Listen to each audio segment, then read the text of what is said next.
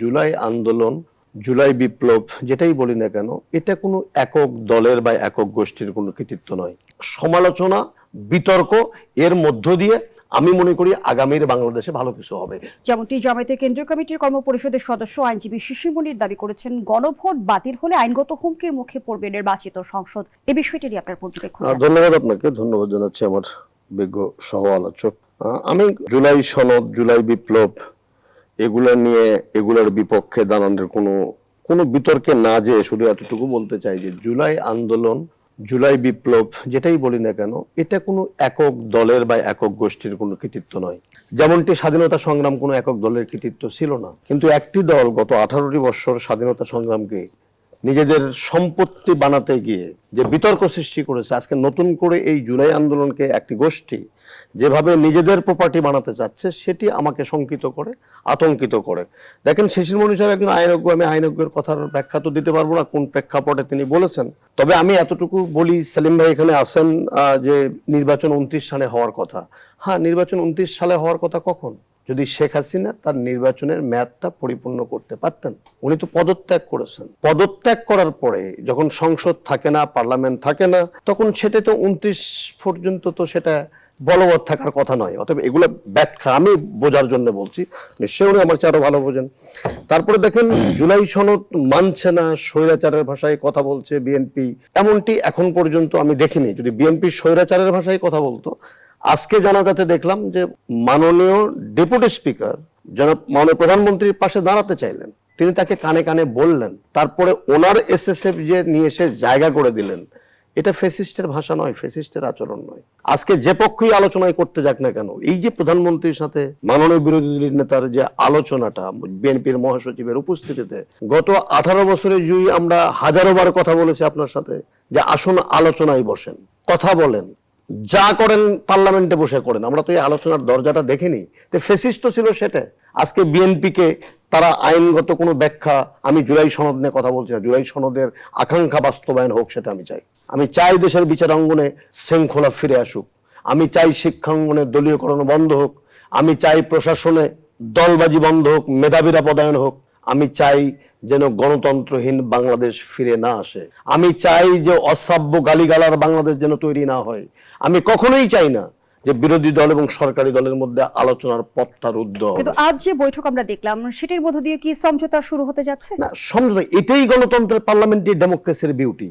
আপনি পার্শ্ববর্তী ভারত এত সমালোচনা করি আমরা, যথেষ্ট কারণ আছে সমালোচনা করার।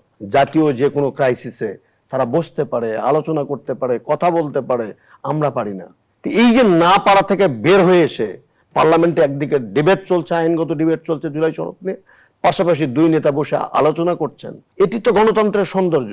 এটার জন্যই তো জুলাই যুদ্ধা, এটার জন্য তো জুলাইয়ের চেতনা বাস্তবায়নের একটি পদক্ষেপ। কিন্তু সেটিকে সমালোচনা করতে যে যদি আমি আজকে বিএনপিকে ফ্যাসিস্টের সাথে তুলনা করি, এটা বোধহয় খুব অযৌক্তিক হবে এবং এই জুলাই আন্দোলনকে একটা মানে কি বলবো, যে একটা কালিমা লেপন করার মতো অবস্থা হবে। বিএনপির উপর দিয়ে তো কম অত্যাচার যায়নি, আমার ভাইয়ের উপর দিয়েও গেছেন। বিএনপির ইলিয়াস আলী কি খুঁজে পাওয়া গেছে ওনার এলাকা? পাওয়া যায়নি তো। এই আরমান সাহেব 14টি বছর অন্ধকার ঘরে ছিলেন, সেই জায়গা থেকে এই দুটি দল একসাথে তো লড়াই করেছে, সংগ্রাম করেছে, ক্ষমতায় ছিল, বিরোধী দলে ছিল, সরকারে ছিল। হ্যাঁ, এই সমালোচনা, বিতর্ক এর মধ্য দিয়ে আমি মনে করি আগামীর বাংলাদেশে ভালো কিছু হবে। জুলাই সনদ নিয়ে বিএনপি তো আগাগোড়াই কিছু নোট অফ ডিসেন্ট দিয়েছিল কিছু বিষয়ে, এবং নোট অফ ডিসেন্ট উল্লেখ করে তারা নির্বাচনে ইশতেহারে গেছে, এই বিষয়ে ক্ষমতায় গেলে আমরা করব, এই বিষয়গুলো করব না। তারা তো লুকাচুরি কিছু করেনি। জনগণ সেটা জানার পরও তাদেরকে ভোট দিয়েছে, নির্বাচিত করেছে।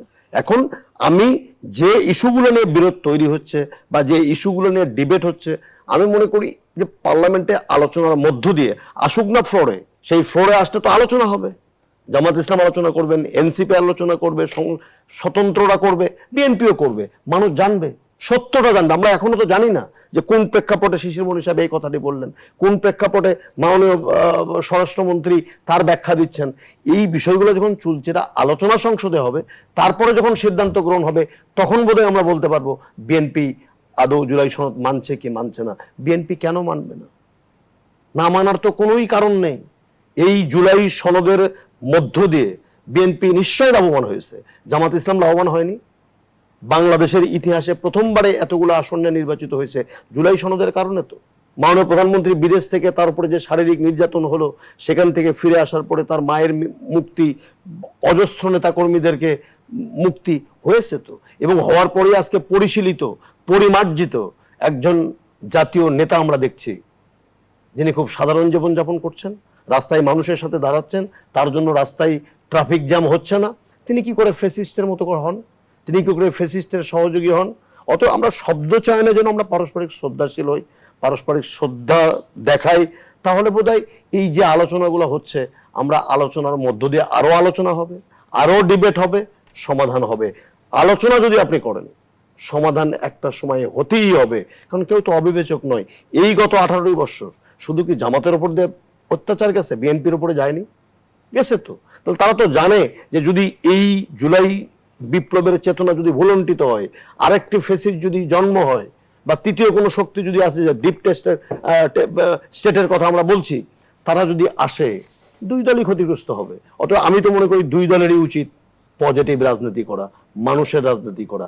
আর না, আমার একটা জিনিস খুব ভালোভাবে আমার ভাই বলছিলেন যে জনগণ বিপক্ষে দাঁড়িয়ে গেছেন। জনগণ কি শুধু বিএনপির? জনগণ কি শুধু জামাতের? জনগণ কি শুধু শেখ হাসিনার? আমরা কারা যারা রক্ত দিলাম? আমরা কারা যারা ন্যায় বিচারের কথা বলি, ইনসাফের কথা বলি,